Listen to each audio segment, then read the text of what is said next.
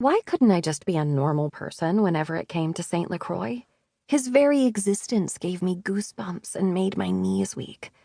But the way he'd just pulled me against him like I belonged to him or was somehow his, well, a man shouldn't be able to do that sort of thing if he didn't mean it. You're flushed. Corey was suddenly at my side, her eyes narrowed in on my face. What happened? Saint, was all I said. One single word, and she understood completely. Corey and I had been friends since high school. Our moms both worked at the salon that my mom owned, and now Corey and I worked there too. She knew all about my feelings for Saint, both past and present tense. Not that they'd changed much over the years. Why do you think I made you do this? She asked, and I wasn't sure what she was getting at. Huh? I begged you to be Santa's elf, she said, emphasizing the word begged as if I needed the reminder. And I implored her to keep talking. And I told Saint you were doing it, and he said yes before I even told him what I needed. Was she saying what I thought she was saying, or was I interpreting things all wrong? So, you're telling me... I started to put the pieces together, but her impatience cut me off instead. I'm telling you that he agreed to be here today because you were going to be here. I started shaking my head in disagreement. That can't be true. Corey had been telling me for years that Saint wanted me as much as I wanted him, but I'd figured that she was wrong, or at the very least, insane. She was my best friend, so of course she encouraged the notion that my lifelong crush would eventually turn into something more. It was pretty much a prerequisite of being a girlfriend, supporting the fairy tale. We all wanted it in some way, whether we openly admitted it or not. That movie-worthy love story. One day, the two of you will get together and put us all out of our misery. But for now, we have kids to make happy.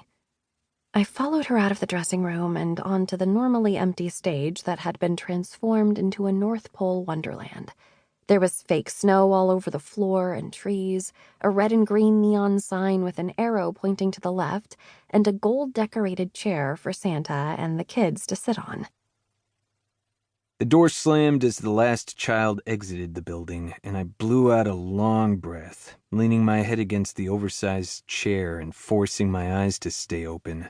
No one had warned me how exhausting it was playing a role for 5 hours straight. The constant smiling, ho-ho-hoing, and being on for every man, woman, and child.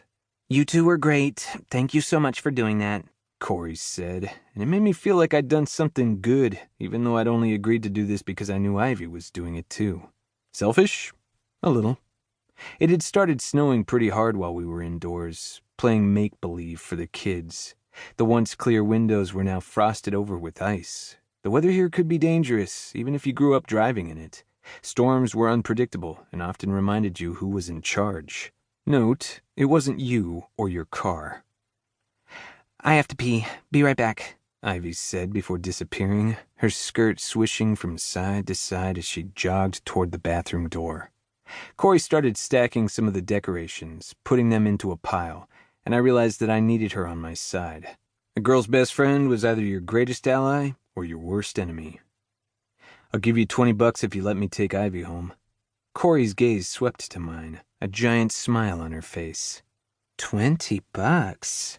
She stood up tall and put her hand on her hip, like that amount of money wasn't nearly enough to buy her as my co-conspirator. $50, I countered, and she gave me an easy nod. "I'll take 50. "And you'll help me out?" I pushed, hoping she was picking up what I was silently putting down. "You mean encourage my bestie to go home with you? To be alone in a car with the only guy she's ever wanted? Yeah, I'm sure that will be a tough sell." I must have made some sort of surprised face because she called me out instantly. "Don't give me that look." She pointed her finger at my face. "You know she's always been in love with you. Everyone knows." The sound of Ivy's shoes shuffling against the tiled floor had us instantly quieting down. Corey looked at me and gestured, throwing dollar bills out of her palm like she was at a strip club. Little did she know that I would have paid her $100.